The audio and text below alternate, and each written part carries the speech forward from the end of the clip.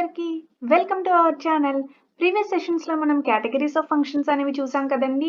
ఈరోజు సెషన్లో మనం రికర్సివ్ ఫంక్షన్ గురించి చూసేద్దామండి. ఇంకా ఎవరైనా చూడకపోతే కింద డిస్క్రిప్షన్లో లింక్స్ ఇస్తాను. కేటగిరీస్ ఆఫ్ ఫంక్షన్స్ అనేవి చూసేయండి. అండ్ ఇప్పుడు ఈరోజు సెషన్లో మనం రికర్సివ్ ఫంక్షన్, అసలు రికర్షన్ అంటే ఏంటి, రికర్సివ్ ఫంక్షన్ అంటే ఏంటి, రికర్సివ్ కాల్ అంటే ఏంటి, దానికి సంబంధించిన ఒక example factorial of 2 numbers, factorial of a given number అనే దాని గురించి మనం ఈ రోజు సెషన్లో అనేది నేర్చుకుందామండి. అయితే ఇంక లేట్ చేయకుండా సెషన్ అనే దాన్ని స్టార్ట్ చేసేద్దాము. ఫస్ట్ మనం రికర్షన్ అంటే ఏంటి, దాని యొక్క డెఫినేషన్ ఏంటి అని అంటే, రికర్షన్ అనేది ఒక ప్రోగ్రామింగ్ టెక్నిక్ అని చెప్తాం.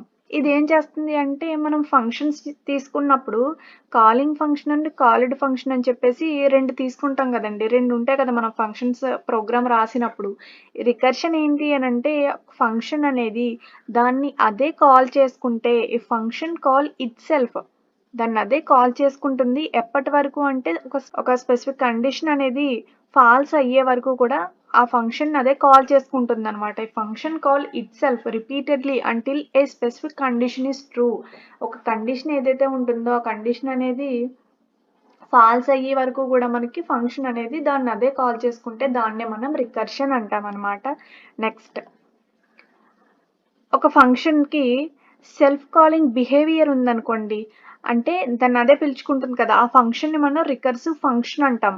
అదే మనకి ఒక స్పెసిఫిక్ కండిషన్ ఫాల్స్ అయ్యే వరకు కూడా రిపీట్ అవుతూ ఉంటుంది కదండి. ప్రతి ఇన్స్టెంట్లో కూడా ఫంక్షన్ అనేది దాన్ని అదే కాల్ చేసుకుంటూ ఉంటుంది. సో దాన్ని మనం రికర్సివ్ కాల్ అని చెప్పేసి అంటాం అనమాట.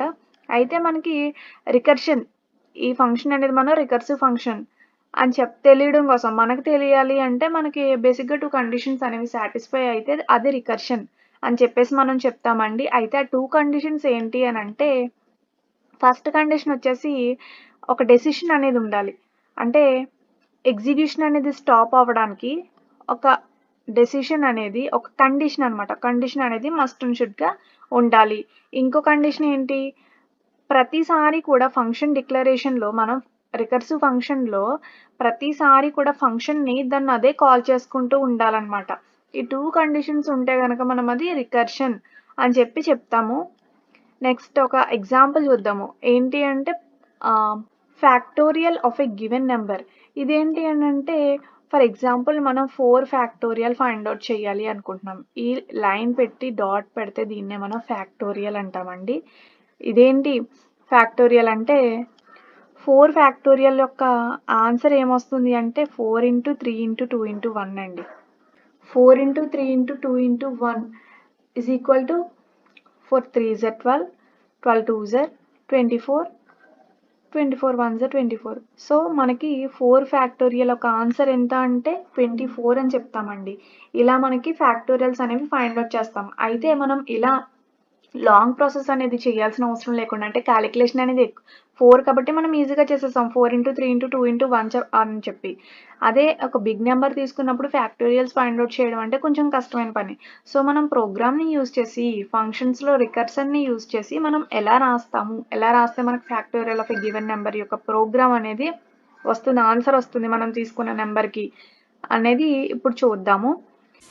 ఫ్యాక్టోరియల్లో ఒక ఫార్ములా ఉంటుందండి, n×n-1 అని చెప్పి. ఈ ఫార్ములాని యూజ్ చేసి మనం ఈజీగా factorial of a given number, A number అయితే ఉంటుందో ఆ నెంబర్ని ఈజీగా ఫైండ్ అవుట్ చేయొచ్చు. ఫర్ ఎగ్జాంపుల్ n = 4 అని తీసుకున్నాను. n ప్లేస్లో మనం 4ని ప్లేస్ చేసి ఫార్ములా అనేది తీసుకుంటాం అనమాట. 4 × 4 - 1 అంటే 3 ఫ్యాక్టోరియల్. ఇక్కడ మళ్ళీ 4 × 3 ఫ్యాక్టోరియల్ అంటే n = 3. 3 అనేది n ప్లేస్లో వస్తుంది అనమాట. 3 × 3 - 1 అంటే 2 ఫ్యాక్టోరియల్. నెక్స్ట్ మళ్ళీ 2కి అప్లికబుల్ అవుతుంది. 2 n = 2 కాబట్టి 4 × 3 × 2 × 2 - 1 అంటే 1 ఆన్సర్ 24. అంటే మనకి ప్రోగ్రామ్ ఇచ్చినప్పుడు సిస్టమ్కి తెలియాలి కాబట్టి ఇలా రాయాలి అని తెలియడం కోసం మనం యూజ్ చేసే ఫార్ములా అండి ఇది.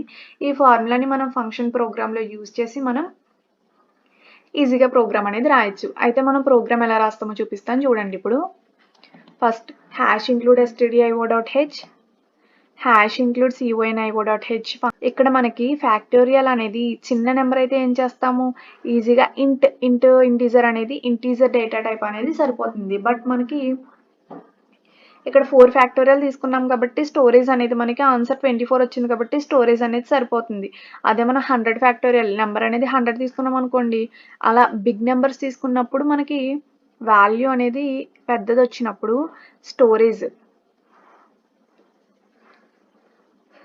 స్టోరేజ్ అనేది కష్టంగా ఉంటుంది, ఎక్కువ ఉంటుంది కాబట్టి స్పేస్ అనేది మనకి ఎక్కువ కావాలి కాబట్టి మనం ఇక్కడ ఫ్యాక్టోరియల్లో ఇంటీజర్ టైప్ డేటా తీసుకోమండి, లాంగ్ ఇంట్ డేటా టైప్ అనేది తీసుకుంటాము. ఫంక్షన్ అనేది నేను ఫైండ్ ఫ్యాక్ట్ అనేది తీసుకున్నాను. లోపల మనం ఇచ్చే ఇంటీజర్ వాల్యూ అనేది 100, ఇంటీజర్ టైప్ డేటానే తీసుకుంటాం కాబట్టి ఇంట్ n అనేది ఇచ్చేసాము. Next open bracket, if n is equal to 0. ఇదేంటి అని అంటే 0 ఫ్యాక్టోరియల్ అంటే దాని ఆన్సర్ అనేది 1. సో మనకి కండిషన్ అనేది రాస్తాం అనమాట. ఫస్ట్ n వాల్యూ అనేది 0 ఉందా లేదా అని చెప్పి. 0 ఉందనుకోండి ఈజీగా మనం వాల్యూ అనేది రిటర్న్ చేసేయచ్చు. రిటర్న్ 1 అని చెప్పేసి ఆన్సర్ వస్తుంది. లేదు ఎల్స్ మనకి n అనేది 0 అవ్వలేదు, ఎల్స్కి వచ్చింది. ఇప్పుడు మనం ఫార్ములా ఇస్తాం. రిటర్న్ మనకి ఏ వాల్యూ రిటర్న్ అవ్వాలి, n ఇంటూ ఫైండ్ ఫ్యాక్ట్. మనం తీసుకున్న ఫంక్షన్ అనేది ఇక్కడ ఫైండ్ ఫ్యాక్ట్ కాబట్టి ఫైండ్ ఫ్యాక్ట్లో మనకి n-1 ఏదైతే వాల్యూ ఉంటుందో ఆ వాల్యూ అనేదాన్ని ఇది ఫార్ములా రాస్తాం. నెక్స్ట్ ఇది మామూలుగా ఫంక్షన్ అనమాట. ఇక్కడ నుంచి మెయిన్ ఫంక్షన్ అనేది మనం రాస్తాము. ఫస్ట్ వాయిడ్ మెయిన్ ఇస్తాం, ఓపెన్ బ్రాకెట్స్, ఇంట్ n అనే ఒక ఇంటీజర్ డేటా టైప్ ఒక వేరియబుల్ తీసుకున్నాము. లాంగ్ ఇంట్ ఫ్యాక్ట్ అనే ఒక లాంగ్ ఇంట్ డేటా టైప్ కూడా మనం తీసుకున్నాం, 2 టైప్స్. నెక్స్ట్ ఇక్కడ మనం ఎంటర్ ఏ నెంబర్, ఒక నెంబర్ని ఎంటర్ చేయమని ఇస్తాము. ఎంటర్ చేసిన నెంబర్ని స్కాన్ చేయాలని ఇస్తాము. ఇక్కడ ఫ్యాక్ట్ అనే ఒక వేరియబుల్ తీసుకున్నాం కదండి, ఫ్యాక్ట్లో మనం ఏ వాల్యూ స్టోర్ చేస్తాము, ఫైండ్ ఫ్యాక్ట్ అని చెప్పి మనం ప్రీవియస్గా తీసుకున్న ఫంక్షన్ డిక్లరేషన్లో తీసుకున్నాం కదండి, ఫైండ్ ఫ్యాక్ట్ ఆఫ్ n అని చెప్పి. ఆ వాల్యూలో ఎంతైతే నెంబర్ ఉందో వాల్యూ ఉందో రిజల్ట్ అది మనకి ఫ్యాక్ట్లో స్టోర్ అవ్వాలి అని ఇచ్చాం.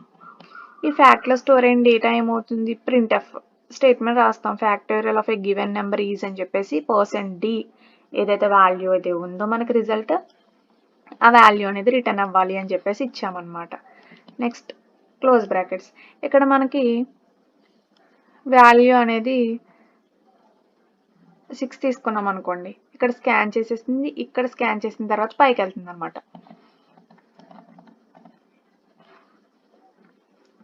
ఇక్కడికి వచ్చింది, ఇంట్లో మనకి n వాల్యూ స్టోర్ అయింది. ఇక్కడికి వస్తుంది, n ఈజ్ ఈక్వల్ టు 0 అయిందా, లేదు 6 వచ్చింది. సో ఇక్కడ కండిషన్ అనేది ట్రూ, ఇది ఫాల్స్ అయింది, ఇది ట్రూ కదండి. సో ఈ ఫార్ములాని బట్టి మనకి ఈ ప్రాసెస్ అంతా జరిగిన తర్వాత అవుట్పుట్ అనేది చూపిస్తాను చూడండి. ఫైండ్ ఫ్యాక్ట్లో మనకి స్టోర్ అయింది కదా, ఇక్కడ ఫైండ్ ఫ్యాక్ట్లో మనకి ఎంతైతే రిజల్ట్ వచ్చిందో ఆ రిజల్ట్ అనేది ఇక్కడ స్టోర్ అవుతుంది. ఈ వాల్యూ అనేది ఫ్యాక్ట్లో స్టోర్ అవ్వి మనకి రిజల్ట్ అనేది డిస్ప్లే చేయడం జరుగుద్ది. ఇలా మనం factorial of a given number అనే వాల్యూస్ని మనం రికర్షన్ యూజ్ చేసి ఈజీగా ఫైండ్ అవుట్ చేయొచ్చు. మనకి ప్రోగ్రామ్ రాయడం వస్తే సరిపోతుందండి. ఈజీగా మనం ఎక్కువ క్యాలిక్యులేషన్ చేయకుండానే మనం ప్రోగ్రామ్ని యూజ్ చేసి ఈజీగా మనం వాల్యూస్ అనేదాన్ని ఫైండ్ అవుట్ చేయొచ్చు. Factorial of a given number అనమాట. దట్స్ ఇట్ అండి. Thank you for watching. Subscribe.